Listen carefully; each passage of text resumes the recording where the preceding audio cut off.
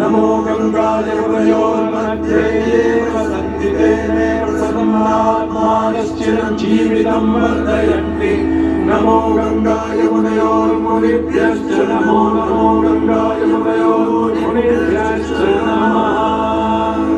ॐ शान्ति शान्ति शान्तिः।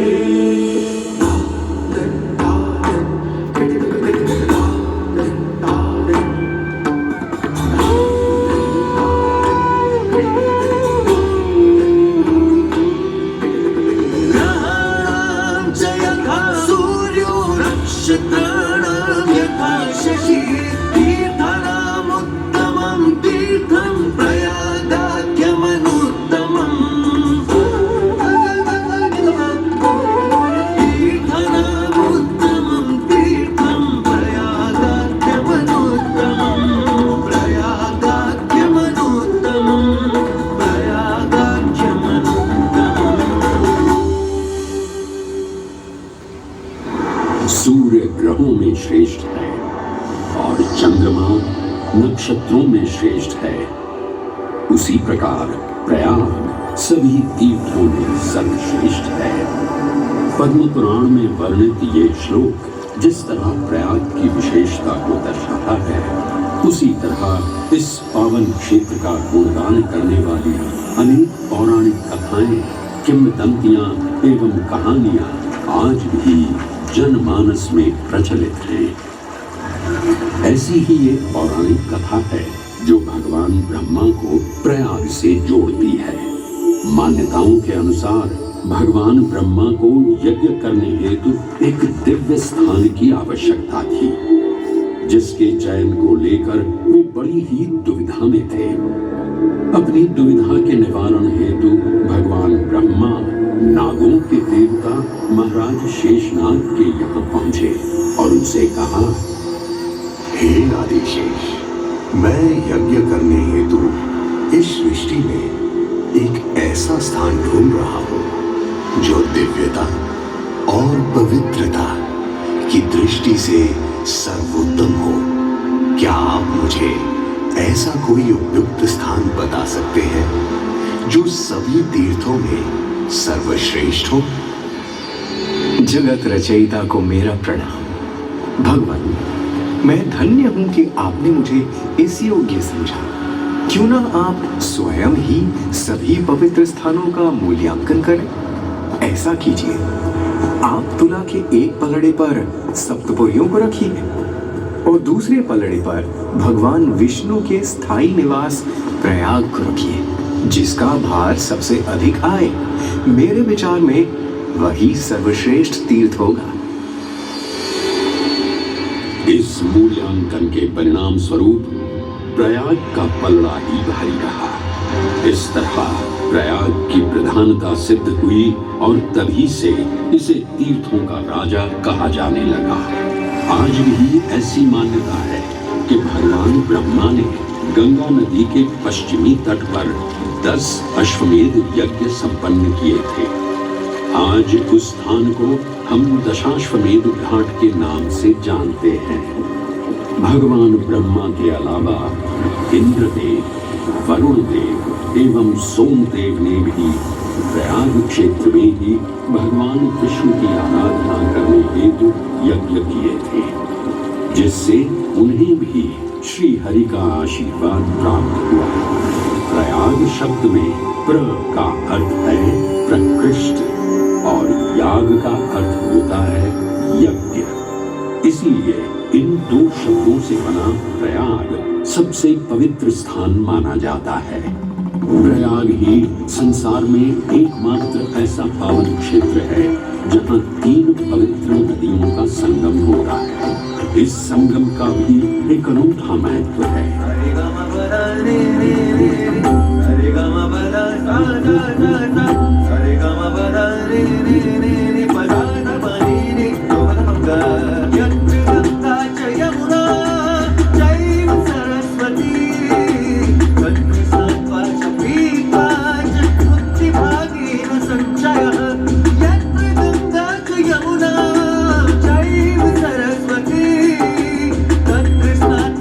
Be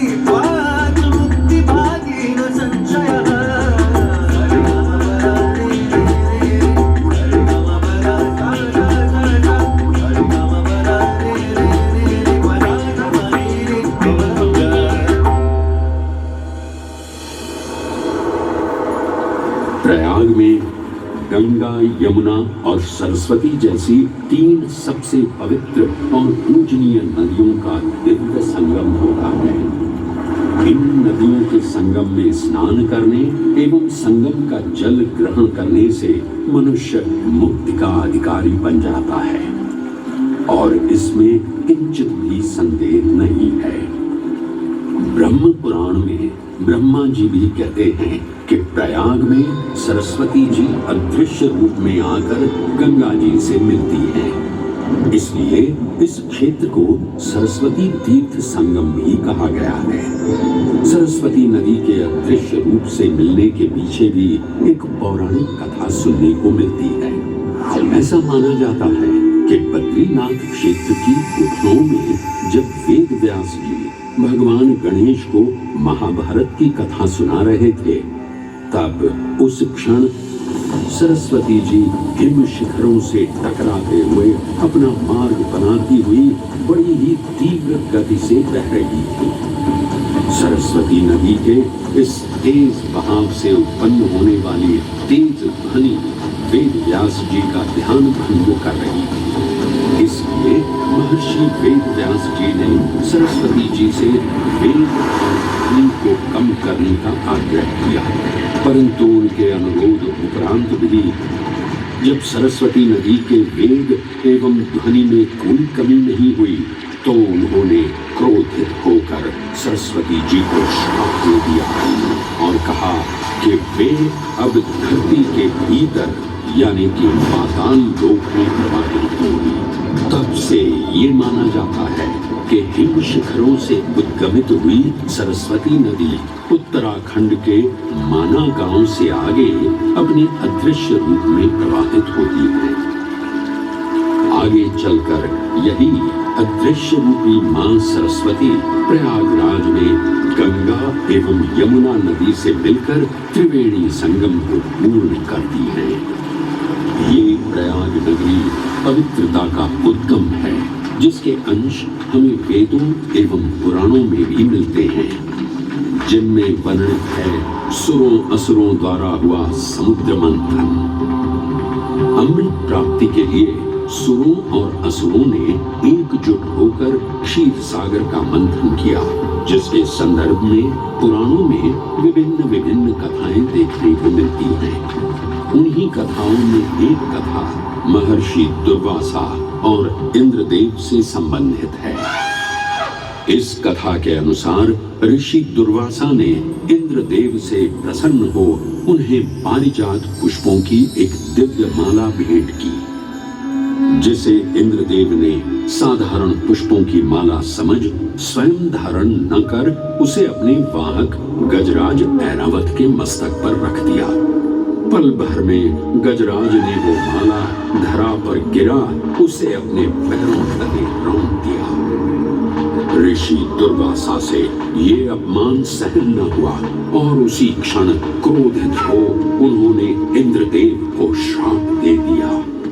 हे अहंकारी इंद्र, तेरा इतना दुस्साहस कि तूने मेरा अपमान किया। जिस वैभव एवं शौर्य पर तू इतरा रहा है, क्षण भर में ही तेरा ये वैभव, प्रतिष्ठा, शक्तियां सब नष्ट हो जाएंगी। अत्रि पुत्र दुर्वासा समस्त देवगणों को श्रीहीन होने का श्राप देता हूं।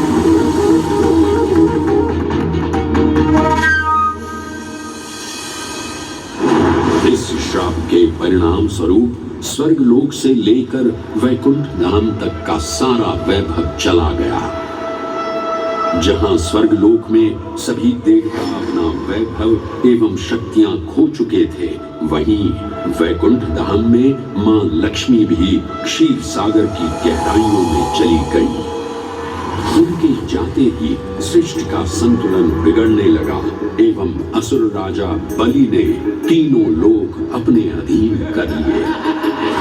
ये सब देखकर सभी देवतागण अपने श्राप के निवारण हेतु भगवान विष्णु की शरण में जा पहुंचे और कहने लगे, हे पालनहार, हे स्वामी, अब आप ही हमें इस श्राप से मुक्त होने का मार्ग बता सकते हैं, अन्यथा हम अपनी शक्तियों से सदैव वंचित ही रहेंगे और युद्ध में कभी भी असुरों का सामना नहीं कर पाएंगे। हे देवराज, ऋषि दुर्वासा के श्राप से सभी देवतागण जीवन मृत्यु के काल चक्र में बंध चुके हैं। इस काल चक्र एवं श्राप से मुक्त होने के लिए अब केवल एक ही मार्ग शेष है और वो है समुद्र मंथन। इस समुद्र मंथन से निकलने वाले रत्न ही आपके खोए हुए यश, वैभव और कीर्ति को पुनः स्थापित करेंगे। परंतु आपको इस मंथन के लिए असुरों के बल की भी आवश्यकता होगी, क्योंकि उनके बिना यह समुद्र मंथन संभव नहीं है। जैसी आपकी आज्ञा प्रभु, हम असुरों के साथ समुद्र मंथन करने के लिए तैयार हैं। देवताओं और असुरों ने एक मत होकर क्षीर सागर का मंथन करना स्वीकार किया। जहां मंदार पर्वत मथनी के रूप में आए तो वहीं वासुकी नाग को नेति की भूमिका मिली। भगवान विष्णु ने स्वयं कुर्म अवतार धारण कर मंदार पर्वत को उसका आधार प्रदान किया। क्षीर सागर को मथना शुरू किया गया और 14 रत्नों में सबसे पहले हलाहल विष उत्पन्न हुआ। उस विष के प्रभाव को कोई भी देवता या असुर सहन करने में समर्थ नहीं थे। इस कालकूट विष से सृष्टि का विनाश हो सकता था। इसीलिए इस आपदा से बचाने स्वयं देवों के देव महादेव प्रकट हुए और उन्होंने इस विष का पान किया। ये सब देख मां पार्वती ने विष को भगवान शिव के कंठ तक ही रोक दिया। इस कालकूट विष के प्रभाव से महादेव का कंठ नीला पड़ गया और तभी से उन्हें नीलकंठ के नाम से भी जाना जाने लगा।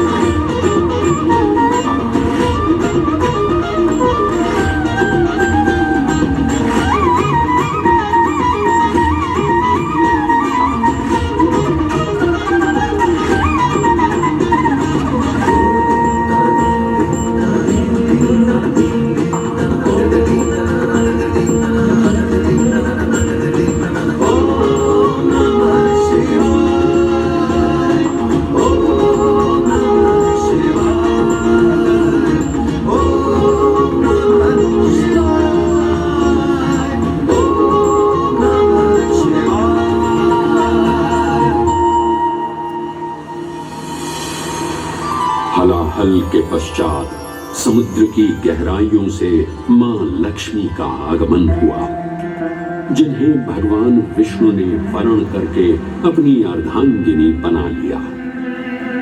इसके पश्चात समुद्र मंथन से एक एक कर कामधेनु गाय, पारिजात वृक्ष, चंद्र, कल्प वृक्ष, अपार सुंदर अप्सराएं, गंधर्व, शंख, उच्चैःश्रवा, वारुणी एवं कौस्तुभ मणि जैसे अनेक रत्न उत्पन्न हुए। लेकिन सभी को जिस रत्न की सबसे अधिक प्रतीक्षा थी, उस रत्न का निकलना अभी बाकी था।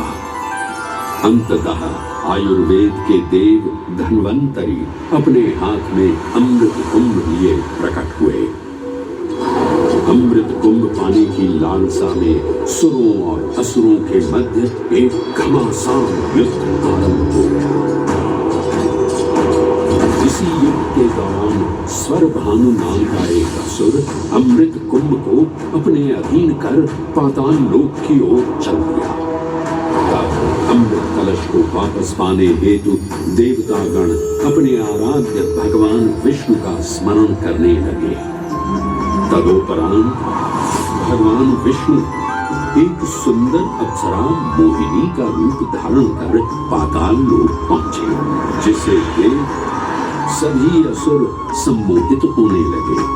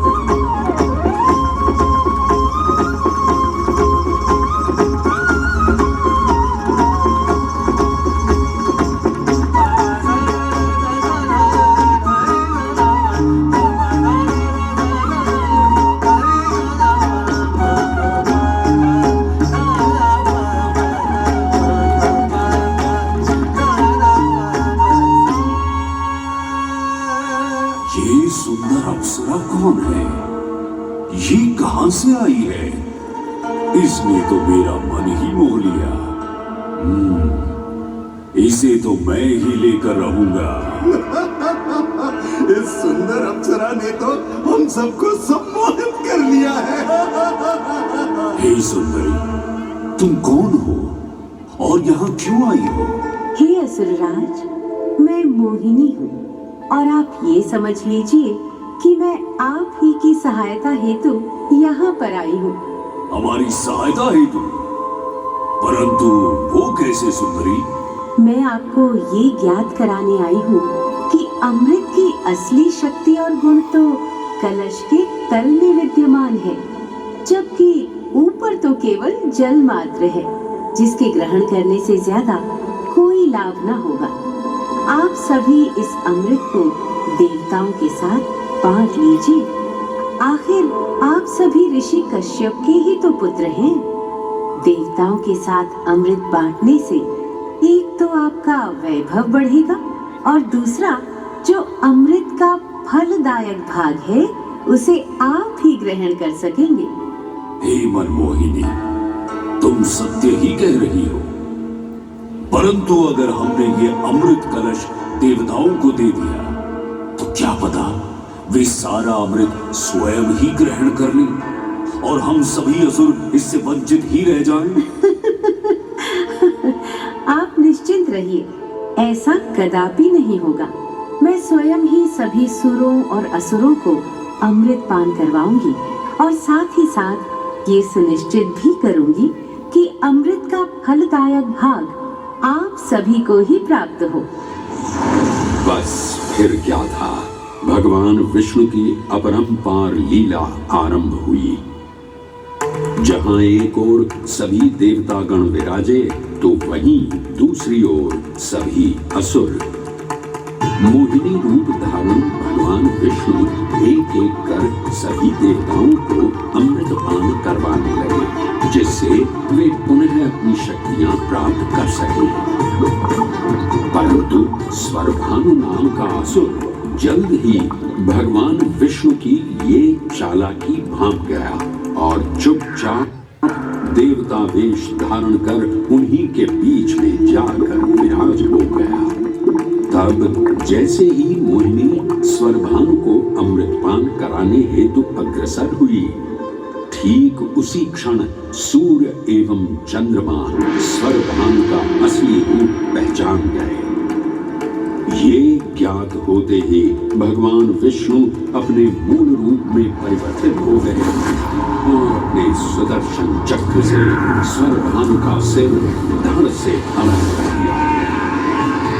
परंतु तब तक अमृत की 2 बूंदें स्वरभानु के कंठ से उतर चुकी थी, जिसके चलते वो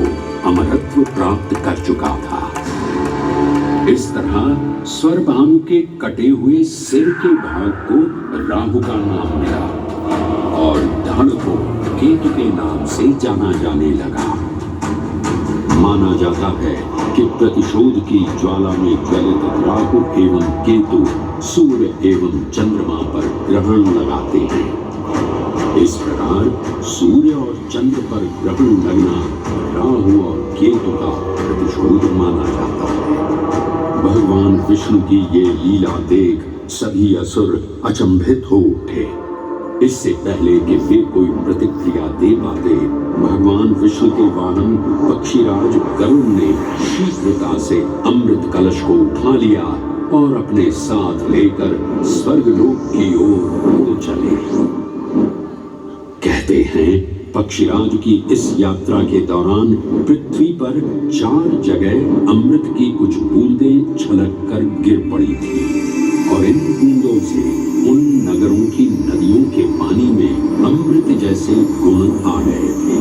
वे 4 स्थान हरिद्वार, प्रयाग, उज्जैन एवं नासिक है और यही कारण है कि इन 4 नगरों में कुंभ का पर्व मनाया जाता है।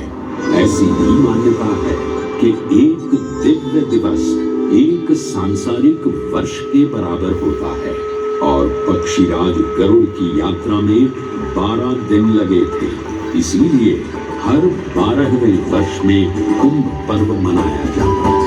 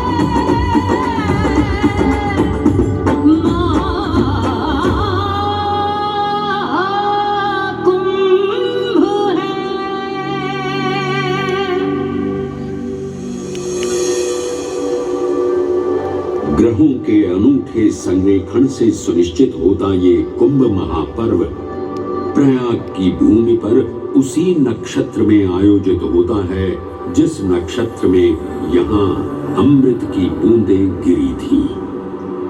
गणनाओं के अनुसार जब बृहस्पति वृषभ राशि में और सूर्य चंद्रमा मकर राशि चक्र में प्रवेश करते हैं तब प्रयागराज में कुंभ पर्व आयोजित किया जाता है।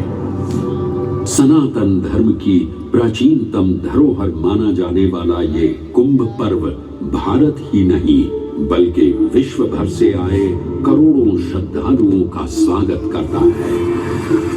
कुंभ पर्व केवल एक पर्व ही नहीं बल्कि एक तीर्थ का अवसर भी है जहां लाखों करोड़ों श्रद्धालु कल्पवास के नियमों का पालन करते हैं।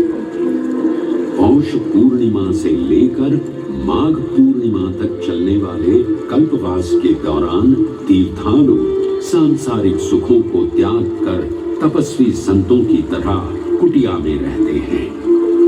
उनकी दिनचर्या ब्रह्म मुहूर्त में गंगा स्नान से शुरू हो संध्या वंदना और भजन कीर्तन जैसे आध्यात्मिक कार्यों के साथ रात्रि तक समाप्त होती है। श्रद्धालु दिन में केवल एक ही बार भोजन ग्रहण कर मानसिक रूप से धैर्य, अहिंसा और भक्ति भाव में लिप्त रहते हैं। ऐसी मान्यता है कि जो कल्पवासी मोक्ष की अभिलाषा लिए कुंभ पर्व में कल्पवास के नियमों का पालन करते हैं, उन्हें मोक्ष अवश्य ही प्राप्त होता है। पारंपरिक रूप से इस आध्यात्मिक पर्व की औपचारिक शुरुआत का श्रेय 8वीं शताब्दी के हिंदू दार्शनिक और संत आदि शंकराचार्य को दिया जाता है। उन्होंने न केवल 4 पवित्र मठों पुरी, श्रृंगेरी, द्वारका और बद्रीनाथ की स्थापना की थी, बल्कि सन्यासी परंपरा को जीवित रखने हेतु 10 नाम सन्यासी व्यवस्था का गठन भी किया था, जिसके अंतर्गत निर्वाणी, अटल, निरंजनी, आनंद, जूना, आवाहन और अग्निसात नामक 7 अखाड़े निर्मित हुए। आदि शंकराचार्य का उद्देश्य शास्त्रों के ज्ञान को आपस में साझा कर सनातन धर्म के दार्शनिक आधारों को सुदृढ़ और परिपक्व करना था। अतः धर्म की सभी शाखाओं को संगठित रखने हेतु आदि शंकराचार्य ने प्रयाग की भूमि पर कुंभ पर्व को पुनः आयोजित किया। आज के इस दौर में कुंभ पर्व की महत्ता का अनुमान इसी बात से लगाया जा सकता है कि यूनेस्को द्वारा मानवता की अमूर्त सांस्कृतिक विरासत की प्रतिनिधि सूची में इस पर्व को शामिल किया गया है।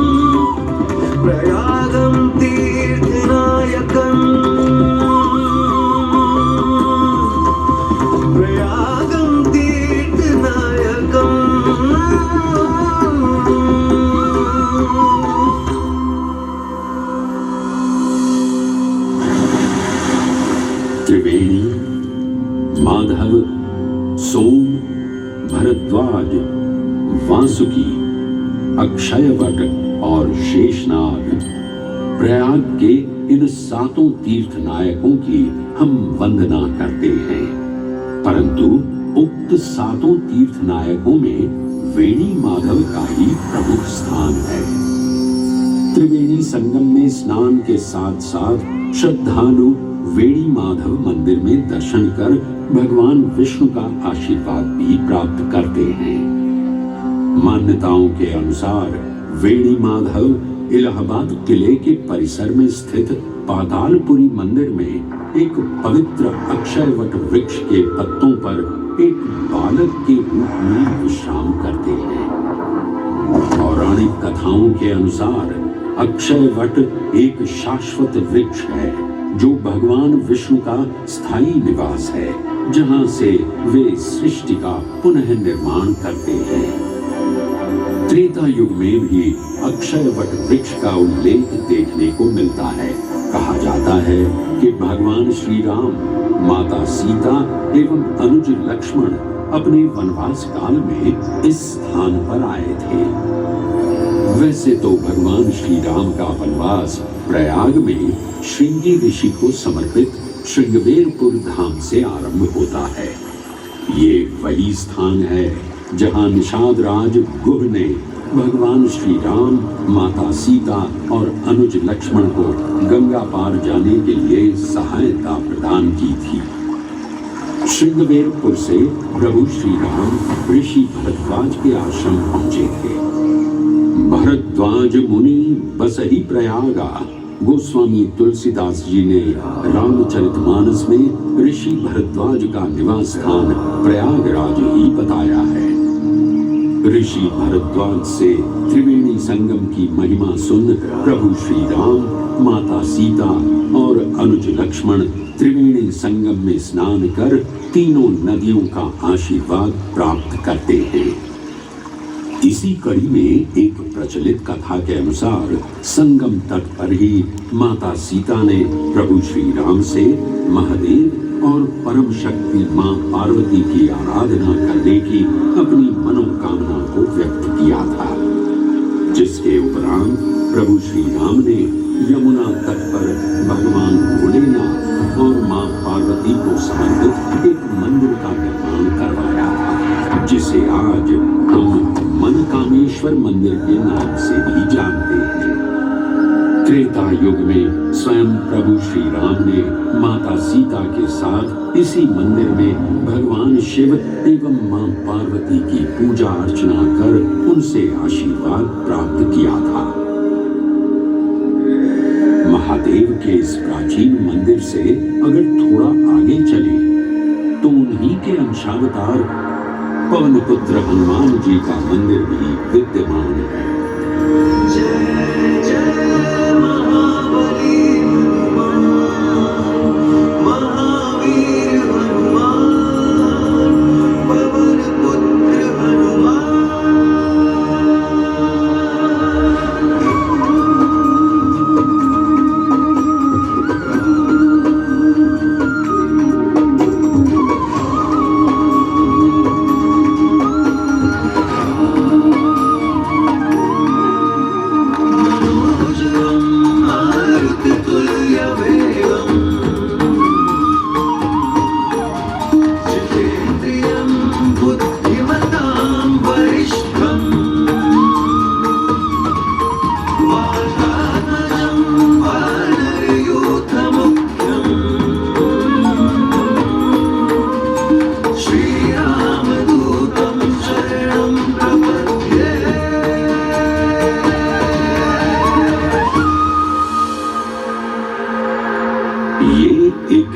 अनूठा मंदिर है जहां हनुमान जी लेटे हुए दिखाई देते हैं। प्रचलित कथाओं की माने तो हनुमान जी के आदेशानुसार बाघंबरी बाबा को इस तट पर उत्खनन करते समय हनुमान जी की एक दिव्य मूर्ति प्राप्त हुई थी, जिसके फलस्वरूप आज यहाँ बड़े हनुमान जी का मंदिर विद्यमान है। इस चमत्कार से विस्मयाभिभूत हुए बाबा बाघंबरी ने हनुमान जी की सेवा में अपना जीवन समर्पित कर दिया। आज भी इस मंदिर की देखरेख का कार्यभार बाघंबरी गद्दी ने ही संभाल रखा है। पुराणों एवं अनेक धार्मिक ग्रंथों में वर्णित प्रयाग क्षेत्र के कौशाम्बी का उल्लेख देखने को मिलता है। कौशाम्बी प्राचीन भारतीय वत्स महाजनपद की राजधानी थी। गौतम बुद्ध ने अपने तपस्वी जीवन के 6ठे और 9वें वर्ष यहीं बिताए और अपने अनुयायियों को कई महत्वपूर्ण धर्मोपदेश भी दिए। बौद्ध धर्म से अगर जैन परंपरा की ओर चले तो ऐसी मान्यताएं आज भी प्रचलित हैं कि प्राचीन तीर्थंकर ऋषभदेव ने भी वत्स देश में ही ज्ञान प्राप्त किया था। इसके अलावा 6ठे जैन तीर्थंकर पद्म प्रभु का जन्म इक्ष्वाकु वंश में राजा श्रीधर और रानी सुसीमा देवी के घर कौशाम्बी में ही हुआ था। यहाँ तक कि मगध सम्राट अशोक ने भी अपनी शाही देखभाल के लिए इसे अपनी उपराजधानी बनाया था। तथ्यों को टटोले तो अशोक की लाट आज भी इस क्षेत्र में देखने को मिलती है। धार्मिक विविधता से परिपूर्ण प्रयाग क्षेत्र एक ऐसा अनूठा क्षेत्र है जहां ज्ञान का प्रकाश फैलाने सिख गुरु भी पधारे हैं। प्रयाग प्रयागराज के अहियापुर में स्थित गुरुद्वारा पक्की संगत साहिब इसी की एक बेजोड़ निशानी है। माना जाता है कि श्री गुरु तेग बहादुर जी अपनी यात्रा के दौरान 6 महीने इसी स्थान पर रुके थे। यहाँ वे प्रार्थना और ध्यान करते थे, इसलिए इसे तप स्थान भी कहा गया है। ये कहना गलत नहीं होगा कि त्रिवेणी संगम के तट पर गुरुओं और संतों की शिक्षाओं का अनोखा समावेश है। ये गुरुद्वारा पक्की संगत साहिब इलाहाबाद या इलाहाबाद के नाम से कुछ समय के लिए चर्चित ये प्रयागराज आज भी जीवंत है। धर्म और संस्कृति का अनूठा इतिहास संजोए हुए तीर्थराज प्रयागराज में वेणी माधव, शिव और शक्ति के विभिन्न स्वरूप आज भी विद्यमान हैं, जो इस पावन क्षेत्र को अद्वितीय बनाते हैं। प्रयागराज की इतनी विशाल पृष्ठभूमि समझने के बाद लगता है कि ये कहना कभी गलत नहीं होगा कि प्रयागराज सिर्फ एक शहर नहीं, बल्कि अपने अंदर दैवीयता, विविधता और धार्मिकता को संजोए हमारा पूर्ण गौरवशाली इतिहास है।